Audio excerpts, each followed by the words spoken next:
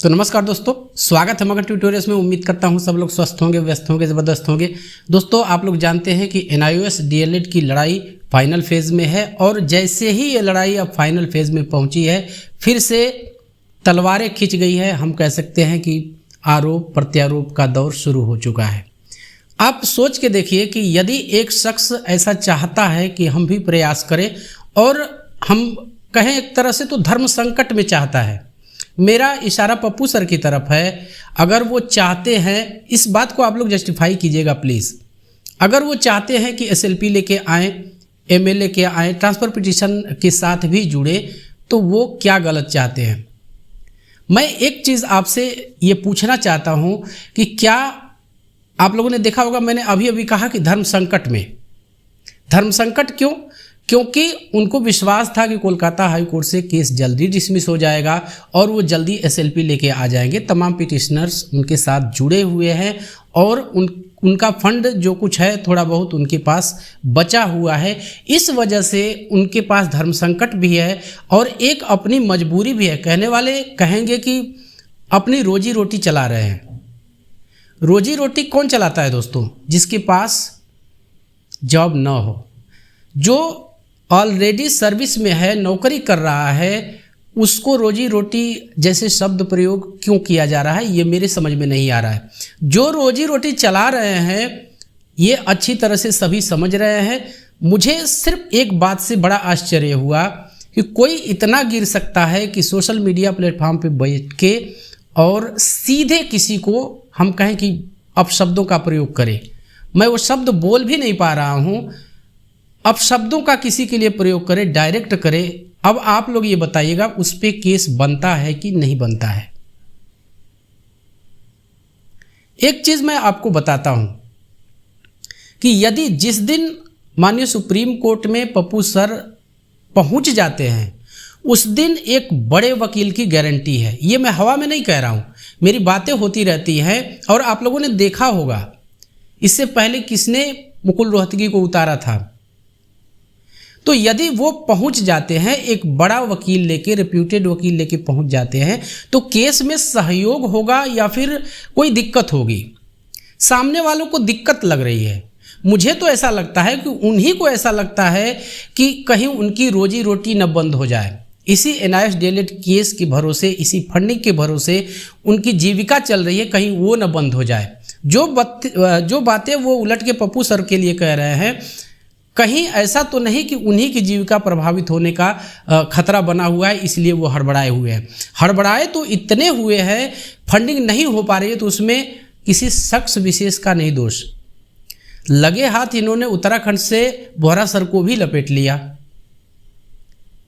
हालांकि नाम नहीं लिया, इतनी कम से कम दिखाई नैतिकता की नाम नहीं लिया, उनको भी लपेट लिया। यानी जिन्होंने केस को जितवाया, सिंगल बेंच, डबल बेंच, और जिन्होंने पटना में केस को जितवाया, लाखों लोग नौकरियां कर रहे हैं, वो सारे जो लीडर हैं, हम एक तरह से कहें, वो व्यर्थ हो गए इनके आगे। ये केवल संभावना के आधार पे लोगों को कोस रहे हैं कि हम ये करने वाले हैं। भाई करके दिखा दीजिए। मैं आके इसी प्लेटफॉर्म पे कहूँगा कि आप लोग आगे फंडिंग कीजिए। मैंने सारी चीज़ें बोली है। ऐसा भी नहीं है कि मैं ये कह रहा हूँ आपसे कि आप फंडिंग न कीजिए, लेकिन ऐसा है कि कुछ पॉजिटिविटी केस में शुरू हो जाए। माननीय जजेस का मैं शुरू से आपसे कहता रहा हूँ कि एक हियरिंग मुझे देखनी है जो केस की मेरिट पे हो, ना कि हमें डीटैग करवाना है, हमें IA फाइल करवानी है, हमें MA फाइल नहीं। एक हियरिंग, सिर्फ एक हियरिंग केस की मेरिट पे हो जाए, जजेस का रुख समझ जाए, तो फिर मैं ही आके कहूँगा कि ठीक है, आम अभ्यर्थियों से आप पैसे लीजिए और कीजिए। कौन जानता है, आपको फंडिंग नहीं हो रही है तो किसी ने मना तो नहीं किया किसी को। पप्पू सर ने नहीं मना किया, हमने नहीं मना किया, आज भी हम कह रहे हैं आप फंडिंग कीजिए, बढ़ चढ़ के फंडिंग कीजिए।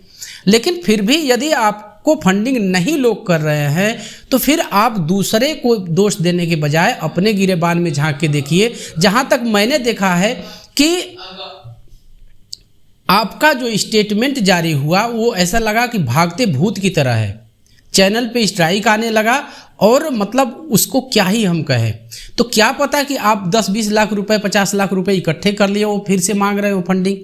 ये भी एक तरीका होता है कि ठीक है केस का जो भी हो लेकिन हमारे पास कुछ पैसे हो जाए, तो ये भी तो हो सकता है।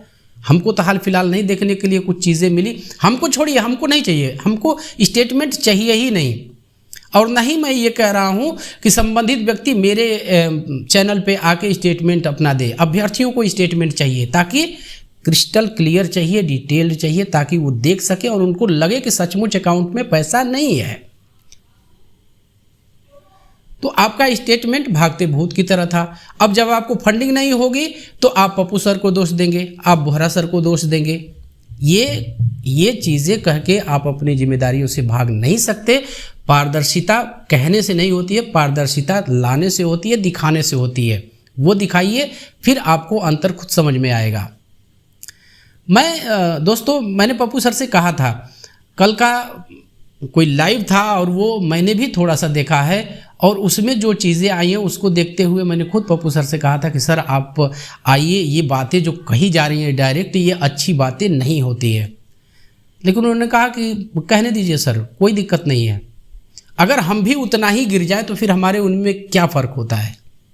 कोई फ़र्क नहीं होगा। ये होता है बड़प्पन।